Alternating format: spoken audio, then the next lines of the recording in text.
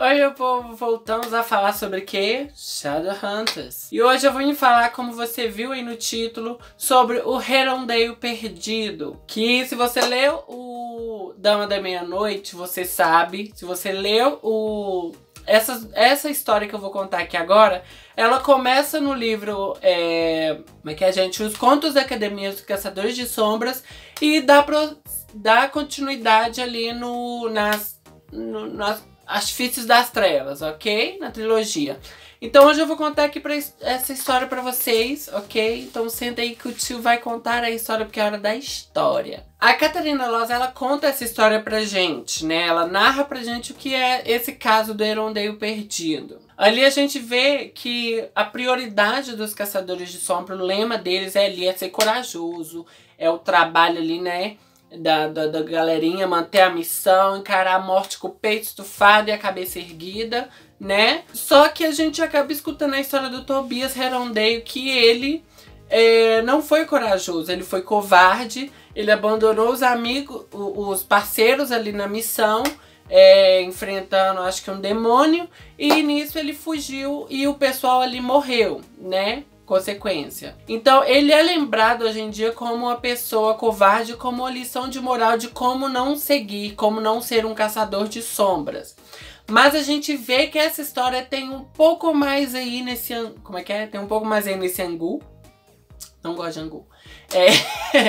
Tem um pouco mais aí, não é só isso, e ele não é só uma lição de moral. Então a gente vai descobrir aqui agora a verdadeira história do Tobias Redondale e essa mentira que a Clave conta para os seus alunos a respeito do Tobias. Que essa história, quando conta, é para mostrar que você tem que seguir a lei, né? Você tem ali que ser corajoso, enfrentar ali o perigo, né? De peito estufado e cabeça erguida. E que nem aconteceu com o Tobias, ele fugiu, não encontraram ele, quem teve que pagar o preço aí foi a esposa dele, porque qual é o ditado? Qual é o ditado da Clave? A lei é dura, mas é a lei, né? Então a gente vai agora saber direito disso aí. O Tobias Redondale é descrito pela Catarina Loz como uma pessoa muito legal, muito gente boa, aquele menino do bom, sabe? Que você queria andar no recreio. Ele não era o mais popular ali dos Caçadores de Sombras, mas aquela turminha que colava nele gostava do garoto, gostava dele. Ela fala também que ele tratava todo mundo muito bem, inclusive o pessoal do submundo, né? Que naquela época ali, se não me engano, ainda não existiam os acordos, então o submundo era muito maltratado pelos Caçadores de Sombras. E o Tobias, ele não era assim. Ele tratava o pessoal ali com respeito, com dignidade, que ele era do bom, gente boa. Porque se hoje em dia, com um acordo, o pessoal ali, Caçador de Sombras, já se acha bonzão, imagina naquela época que não tinha acordo, gente. O pessoal do submundo sofria com essa galera, tá? Com os Caçadores de Sombra. Bom, como eu falei, a esposa dele estava grávida e na época ali da missão ela estava doente, né? Ela não estava muito bem. Ele queria ficar com ela, ele não queria ir na missão. Mas como era o dever dele, ele acabou deixando a esposa e indo para essa missão, né? Então quando ele chegou lá na... Como é que é? Bavária. É Bavária o nome? Bavária, Bulgária. Um negócio assim. Ele chegou lá na Se não me engano é na Bavária mesmo. Mas quando ele chegou nessa missão ali na floresta, um feiticeiro conseguiu entrar na mente do Tobias e bagunçou muito a mente do coitado. Bagunçou real. Fritou os miolos do bichinho. O feiticeiro mostrou várias coisas horríveis ali pro Tobias, né? Mostrou a esposa dele sendo torturada, mostrou a esposa dele sofrendo, mostrou a esposa e o filho chamando por ele, mostrou a esposa ali grávida sendo torturada e gritando por ele. Então aquilo foi mexendo com a cabeça do Tobias, porque ele até porque não queria sair do lado da esposa que estava doente, gente. Então ele vendo aquele monte de imagem ali que esse feiticeiro colocou na mente dele, ele pifou, né? O cérebro fritou. Então por isso ele fugiu pela floresta. O menino tava doido, perturbado. E o feiticeiro bagunçou muito a mente dele, realmente, né? Então ele fugiu pela floresta, sim, abandonando ali os parça dele da missão. Então Ele não abandonou porque ele, não quero morrer aqui e foi embora. Não, ele abandonou porque mexeram com a mente dele. A Clave sabia o que aconteceu com o Tobias, soube o que aconteceu. E mesmo assim, sabendo que o feiticeiro que mexeu na mente dele, sabendo todo o ocorrido, eles tinha que penalizar alguém, tinha que ter ali o exemplo, né? Então, como eles não conseguiram rastrear, não conseguiram achar o Tobias, eles foram atrás da Eva, a esposa do Tobias. Sim, a esposa grávida do Tobias. Bom, ninguém tava achando o Tobias pra levar o castigo, né, gente? Então, como eles tinham ido atrás da Eva, a Katarina Loss, ela tentou achar o Tobias, né? Ela tentou ali rastrear ele, mas quando ela achou o coitado, ele tava muito perturbado, muito doente, que era triste de se ver, como ela dizia. Então, ela fala que ela não conseguiu salvar o Tobias, nem conseguiu salvar a Eva. Mas ela sim conseguiu salvar o bebê dos dois. A Katarina, eu não lembro aqui no decorrer da história, mas ela não era assim a pessoa mais... Eu não lembro se ela era amiga dele. Mas ela gostava do Tobias por ele ser esse cara, né? Que respeitava o submundo, que era de boa com todo mundo. E acredito eu que ela não tenha achado justa essa punição, né? Porque nem todo mundo do submundo concorda, a maioria praticamente não concorda com as punições da Clave e nem tem coragem de ir lá e brigar, né? Se impor contra isso. Então o único jeito que ela achou de fazer isso foi o seguinte: por meio de magia, ela conseguiu ir no calabouço, lá na prisão. Calabouço, eu adoro essa palavra. Calabouço. Lá na prisão onde a Eva tava. E ela, por meio de magia também, induziu o parto da Eva. O neném nasceu prematuro e a Katarina Loss foi embora com a criança.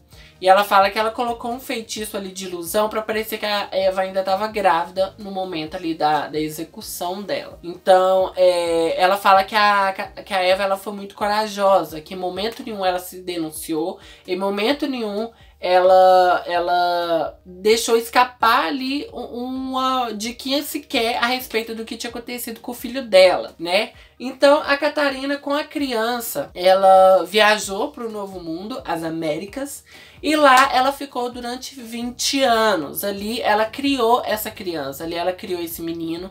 E quando ela fala dele, a gente sente muito amor por ele, do jeito que ela fala. E ela fala que ela não revelou a origem desse menino pra ele, né? Não falou sobre o mundo dos caçadores de sombras, não falou nada a respeito desse submundo.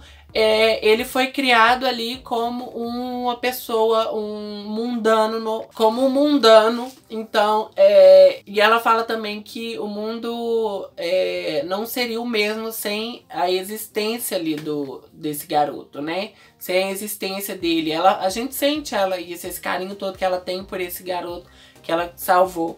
Ela também fala que esse foi o seu maior crime e o seu maior ato de coragem. Então, depois de 20 anos ali, ela voltou, né, pro continente, pra Londres. Ela é de Londres, se não me engano. Ela voltou ali pra cidade dela, pro povo dela, pro mundo dela. E ela deixou esse menino lá no Novo Mundo, né? Criado, estabelecido. E lá esse menino se reproduziu. Quer dizer, cresceu, reproduziu, morreu. E a gente tem toda uma linhagem aí, Herondale perdida. E essa linhagem perdida dos Herondale vai ser abordada na trilogia Os Artifícios das Trevas. Se você leu O Dama da Meia-Noite, você já sabe a respeito de quem é esse Herondale perdido. Eu não vou falar aqui pra vocês quem é o Herondale perdido, pra não dar spoiler dessa nova trilogia. E eu também não sei a partir daqui como que segue, né? Porque eu só li o Dama da Meia-Noite, eu não sei como é que vai ser abordado isso nos outros livros. Mas o que foi contado pra gente até agora sobre essa linhagem Herondale perdida foi isso. Então, infelizmente, hoje em dia o Tobias ele é citado apenas como uma lição de moral de como não ser um caçador de sombra, de tudo aquilo que você tem que fazer, evitar de ser um caçador de sombra igual o Tobias. Só que na verdade o Tobias só foi uma vítima ali e acabou a família dele acabou pagando muito por isso, pagando muito preço por isso.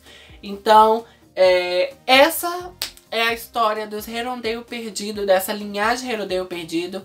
Mas eu tenho que falar uma coisa a respeito disso. A Cassandra Clare, ela costuma me encher muito o saco a respeito dessas repetição de sobrenome. Eu não gosto muito dessa repetição toda. E quando eu li sobre esse Herondale perdido lá no Dama da Meia-Noite, eu fiquei de saco cheio, falando que podia ter tantos outros nomes, mas ela escolheu justo o Herondale, sabe? A gente já leu Herondale no Peças Infernais, nos Instrumentos Mortais e agora de novo nos Artifícios das Trevas. Eu fico de saco cheio a respeito disso, sabe? Mas a Cassandra Clare, ela trabalha muito bem seus personagens, então a gente acaba levando, né? Deixando levar. Mas eu espero muito que ela pare de ficar nessa repetição de nomes de personagens, sabe? Faça outras linhagens, aborde outras linhagens e deixa os Herondale descansar, pelo amor de Cristo. Então, no mais é isso, gente. Me diz aqui nos comentários o que você achou dessa história, se você já sabia dessa história antes de ler Os Artifícios das Trevas.